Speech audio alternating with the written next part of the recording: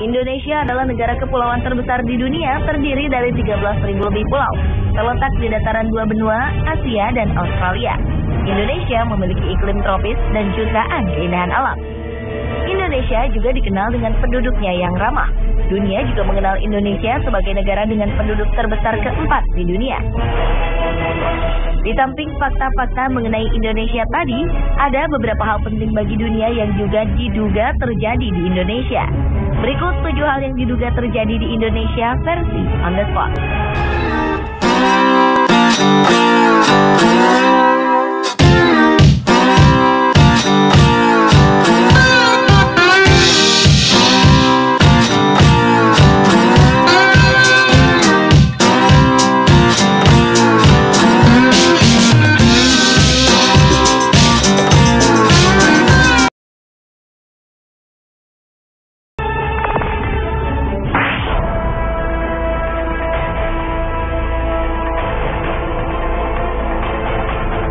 Politisi dan kanselir Jerman Adolf Hitler diyakini tewas bunuh diri di sebuah bunker di Berlin pada 30 April 1945.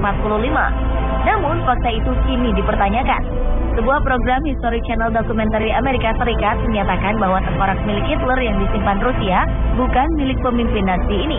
Tengkorak itu diduga adalah tengkorak perempuan berusia di bawah 40 tahun. Penemuan ini menguatkan kembali teori konspirasi bahwa Hitler tidak tewas pada 1945. Ia diduga melarikan diri dan meninggal di usia tua. Sejumlah teori beredar soal di mana Hitler meninggal. Ada yang mengatakan Hitler meninggal di Argentina, Brasil, Amerika Serikat, bahkan Indonesia. Sebuah artikel mengejutkan beredar di sejumlah jejaring sosial dan mailing list. Artikel ini berisi cerita tentang kematian Hitler. Artikel ini menyebutkan bahwa Hitler meninggal di Indonesia. Dr. Sosrohusodo, dokter lulusan Universitas Indonesia, penulis artikel tersebut, menceritakan pengalamannya bertemu dengan dokter tua asal Jerman bernama Poch di Pulau Sumbawa Besar tahun 1960. Ia mengatakan bahwa Dr. Poch adalah Hitler. Bukti-bukti yang diajukan Dr. Sosrohusodo adalah Dr. Poch ini tidak bisa berjalan normal. Ia selalu menyeret kakinya ketika berjalan. Kemudian tangan kiri dokter Jerman ini selalu bergetar, dan ia memiliki kumis vertikal. Kondisi ini diyakini mirip dengan gambaran Hitler di masa tuanya yang ditemukan di sejumlah buku biografi Adolf Hitler.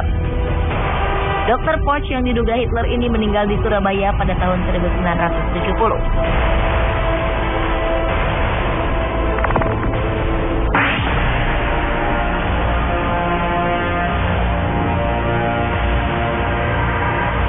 Plato menyatakan bahwa puluhan ribu tahun lalu terjadi berbagai letusan gunung berapi secara serentak, menimbulkan gempa, pencairan es, dan banjir. Peristiwa ini mengakibatkan sebagian permukaan bumi tenggelam. Bagian yang hilang itulah disebut Atlantis. Penelitian mutakhir yang dilakukan ilmuwan Brasil, Arioso Santos, menegaskan bahwa Atlantis itu adalah wilayah yang sekarang disebut Indonesia. Setelah melakukan penelitian selama 30 tahun, ia menghasilkan buku yang menjelaskan mengenai hal ini. Santos menetapkan bahwa pada masa lalu, Atlantis merupakan benua yang membentang dari bagian selatan India, Sri Lanka, Sumatera, Jawa, Kalimantan, dan terus membentang ke arah timur dengan Indonesia sebagai pusatnya. Di wilayah itu terdapat puluhan gunung berapi yang aktif dan dikelilingi samudra yang menyatu bernama Orientale, terdiri dari Samudra Hindia dan Pasifik. Sementara Plato menyebutkan bahwa Atlantis berada di kepulauan tropis, sama seperti Indonesia. Selain itu, Indonesia juga memiliki jumlah dan panjang mata rantai gunung berapi yang sama dengan Atlantis, membentang dari pegunungan Kerinci hingga Bromo dan Rinjani. Apakah benar negara kita ini merupakan benua Atlantis yang hilang tersebut?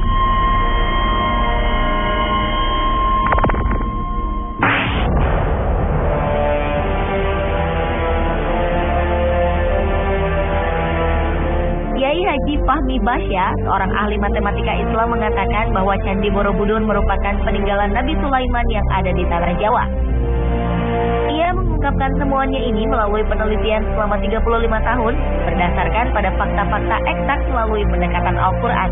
Pernyataannya ini sempat memunculkan pro dan kontra, karena selama ini Borobudur diketahui merupakan candi Buddha dan dibangun pada akhir abad ke-8 Masehi atau sekitar 1200 tahun lalu. Sedangkan Nabi Sulaiman diyakini hidup 3000 tahun lalu. Menurut Fahmi Bahsya, ada relief-relief yang identik dengan kisah Nabi Sulaiman. Ia juga meyakini bahwa patung Unfinished Solomon yang ada di Candi Borobudur merupakan pekerjaan yang belum selesai karena sang Nabi meninggal lebih dahulu. Masih banyak fakta lain yang dibeberkan oleh Fahmi Bahsya. Namun, sepertinya teori ini banyak ditentang oleh masyarakat.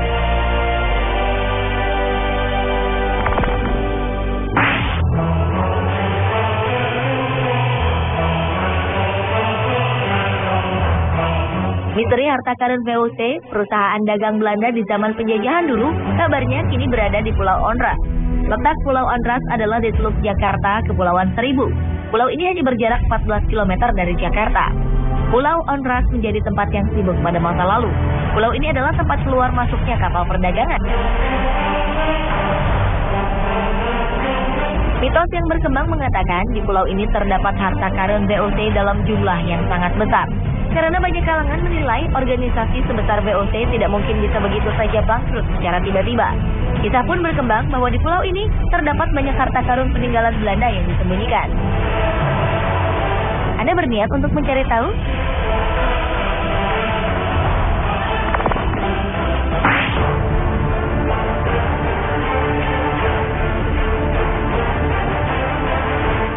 Eropa di abad ke-15 tengah berada dalam keadaan risau dan berkemelut. Dunia perdagangan sedang berkembang pesat dan penjelajahan daerah baru tak terelakkan.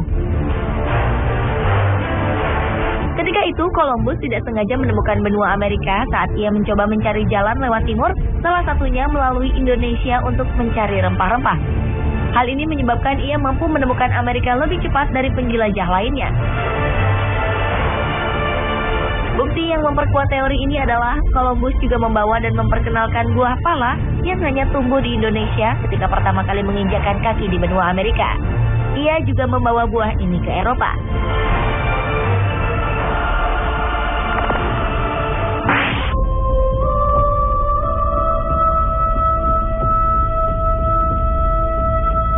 Siapa yang tidak kenal dengan Danau Toba?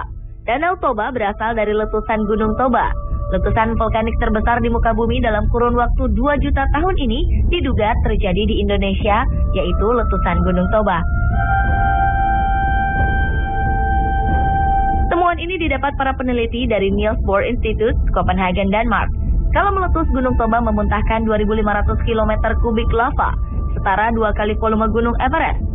Erupsinya 5.000 kali lebih mengerikan dari letusan Gunung St. Helens pada tahun 1980 di Amerika Serikat. Dugaan Gunung Purba ini mengarah pada Gunung Toba, karena ditemukannya bukti bentuk molekul debu vulkanik yang sama dengan Danau Toba di 2.100 titik di hampir seluruh dunia, termasuk India hingga Kutub Utara.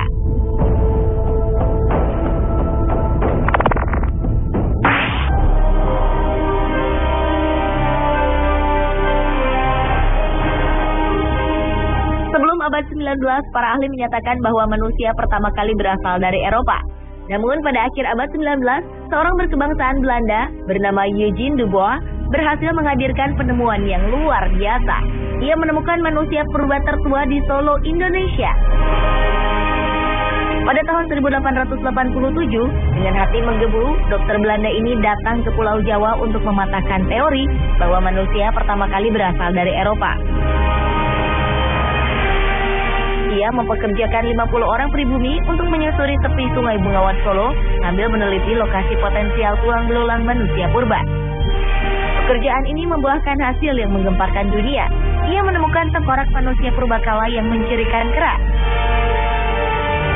Selanjutnya pada tahun 1892, Eugene menemukan tulang kaki manusia purba yang mirip dengan manusia modern. Dari bentuk kaki disimpulkan pemilik tulang tersebut sudah bisa berjalan dengan 2 kaki. Dan diketahui bahwa tengkorak tersebut adalah nenek moyang manusia yang ada sekarang, dikenal dengan manusia Jawa atau Pithecanthropus erectus. Teori ini memunculkan banyak kontra, terutama dari kalangan Eropa. Dan seiring waktu, makin banyak penemuan fosil manusia purba di sekitar kawasan penggalian Eugene. Jeripayahnya dinilai sangat bermanfaat, dan manusia Jawa diakui sebagai manusia purba yang berusia paling tua di dunia.